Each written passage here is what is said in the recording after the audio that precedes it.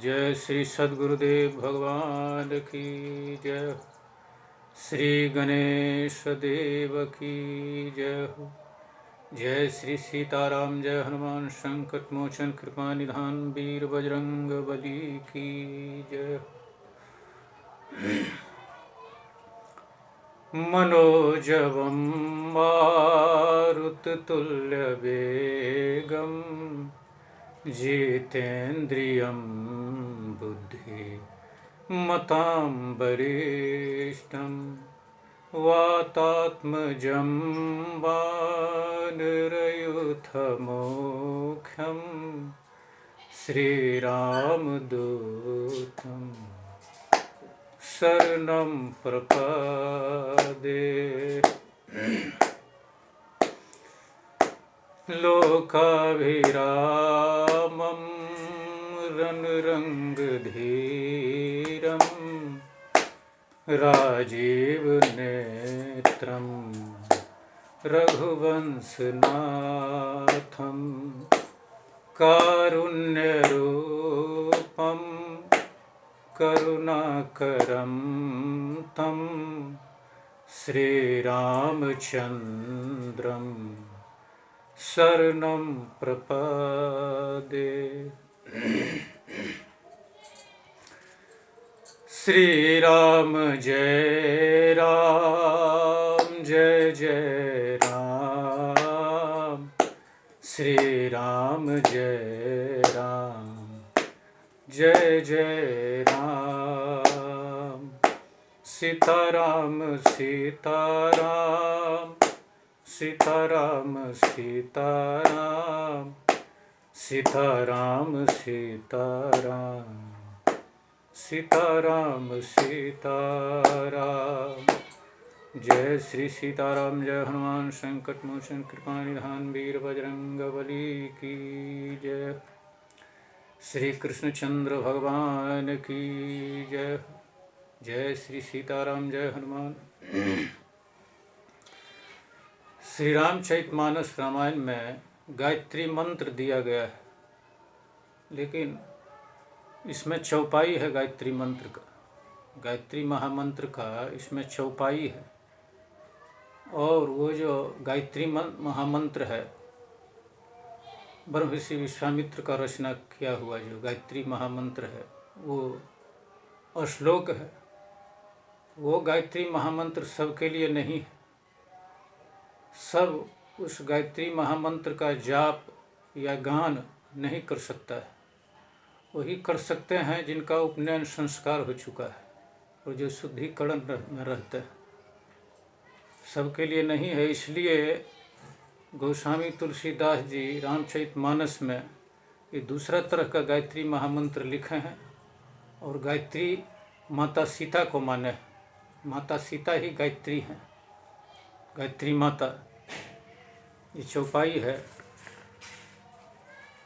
जनक सुता जग जननी जानकी अतिशय प्रिय करुणा निधान की ताके जुगपद कमल मनावहु जासु कृपा निर्मल मति पावहु। राजा जनक की कन्या जगत की माता और करुणा निधान रामचंद्र जी की अत्यंत प्यारी सी जानकी जी को मैं दोनों चरणों को मैं प्रणाम करता हूँ। कहने का तात्पर्य है कि ये चौपाई को सभी लोग गा सकते हैं और गायत्री माता को खुश कर सकते हैं उनको। इसलिए गोस्वामी तुलसीदास जी इसमें गायत्री महामंत्र दिए हैं, रामचरितमानस में लिख दिए हैं। इन्हीं का गान करना चाहिए ज़्यादा करके। इन चौपाइयों का गान कोई भी कर सकते हैं, चलेगा, लेकिन उस जो वो श्लोक का गायत्री महामंत्र है उसका गान या जप सभी के लिए नहीं है। हर आदमी के लिए, हर और स्त्री जाति के लिए तो एकदम से नहीं है। किन्हीं को नहीं करना चाहिए। जय श्री सीताराम।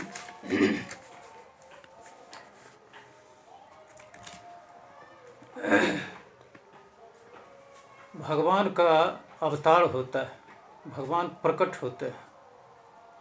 यहाँ दिया गया है, भय प्रकट कृपाला दीन दयाला कौशल्या हितकारी हर्षित महतारी मुनि मनहारी अद्भुत रूप निहारी। भगवान प्रकट हुए हैं माता कौशल्या के सामने। भगवान विष्णु चतुर्भुज रूप धारण किए हुए, हाथ में शंख चक्र गदा और पद्म धारण किए हुए चतुर्भुज रूप में प्रकट हुए। तब माता कौशल्या बोली कि प्रभु, मैं तो आपको पुत्र रूप में मांग की थी, आपने वरदान दिया था कि मैं आपका पुत्र बनकर आऊँगा, मगर आप तो ये भगवान का, ये आप चतुर्भुज रूप में अवतार लिए हैं, मेरे सामने प्रकट हुए हैं। तब भगवान विष्णु बालक का रूप धारण किए और रोने लगे। कहने का मतलब कि भगवान प्रकट होते हैं, उनका जन्म नहीं होता। दूसरा है श्रीमद् भगवद गीता में, यदा यदा हि धर्मस्य ग्लानि भवति भारत अभ्युत्थानं धर्मस्य तदात्मानं सृजाम्यहम् परित्राणाय साधूनां विनाशाय च दुष्कृतां धर्म संस्थापनार्थाय संभवामि युगे युगे। जब जब धर्म की हानि होती है और अधर्म की वृद्धि होती है, तब तब मैं इस धरती पर प्रकट होता। जन्म के बारे में नहीं लिखा है, प्रकट होता।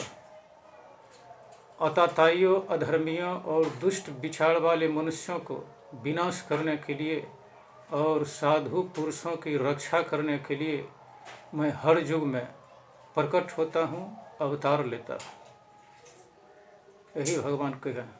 भगवान श्री कृष्ण गीता में बोले, भगवान प्रकट होते हैं, जन्म नहीं होता। कहा गया है कि गलत लोगों के घर भोजन नहीं करना चाहिए, ऐसा पुराणों में बतलाया गया है। महाभारत या और भी ग्रंथ है। जो गलत विचार का मनुष्य हो, जिसका प्रवृत्ति आसुरी हो, उसके घर भोजन नहीं करना चाहिए। किनको? जो साधु पुरुष हैं, जिनका विचार अच्छा हो, चाल चलन, उनको ऐसे गलत लोगों के घर भोजन नहीं करना चाहिए। जैसे भगवान श्री कृष्ण दुर्योधन के यहाँ भोजन नहीं किए। दुर्योधन 56 प्रकार का मिष्ठान भोजन परोस कर रखा था, तरह तरह की मिठाइयाँ, तरह तरह के पकवान, अनेकों तरह का। फिर भी भगवान श्री कृष्ण त्याग कर दिए कि मैं तुम्हारे घर भोजन नहीं करूँगा, क्योंकि तुम्हारा विचार सही नहीं है। पहले तो अपना विचार को सही बनाओ। और उसका 56 प्रकार त्याग कर दिए। जाकर विदुर जी के यहाँ साग रोटी खाया, क्योंकि विदुर जी का विचार अच्छा था, चाल चलन अच्छा था, वो देवी प्रवृत्ति के मनुष्य थे। भगवान घूस नहीं लेते हैं, वो मनुष्य नहीं है, वो रिश्वतखोर नहीं है। जो दुर्योधन उनको रिश्वत के जैसा भोजन दे खिला रहा था कि 56 प्रकार उनको हम खिलाएंगे तो मेरे तरफ से हो जाएंगे, ऐसा कुछ नहीं। आजकल का जो सरकार का अधिकारी है, नेता है या कर्मचारी है, ये लोग घूसखोर हो गए हैं, रिश्वतखोर हो गए हैं। दोस्ती करते हैं तो धनवान लोगों से, गरीबों से नहीं, क्योंकि उनको गरीबों से तो कोई फ़ायदा है नहीं। रिश्वतखोर हैं, अंग्रेज़ों के जैसा। अंग्रेज़ अत्याचार करता था, ऐसे ही आजकल अंग्रेज़ के विचार वाले हो गए।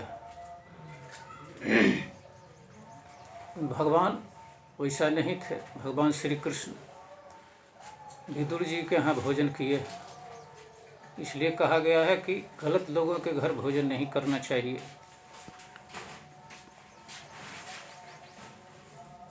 धर्मार्थ प्रभर्ति धर्मार्थ प्रभते सुखम धर्मं लभते सर्व धर्म प्रसार मेदम जगत। धर्म से ही धन, सुख तथा सब कुछ प्राप्त होता है। इस संसार में धर्म ही सार वस्तु है।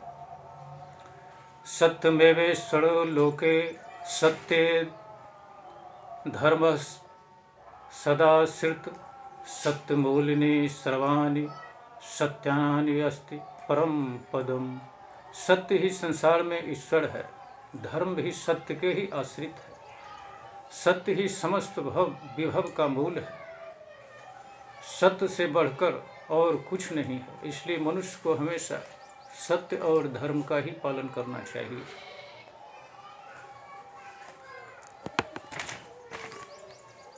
जय श्री सीताराम, जय हनुमान, जय श्री राम, जय श्री कृष्ण, हर हर महादेव।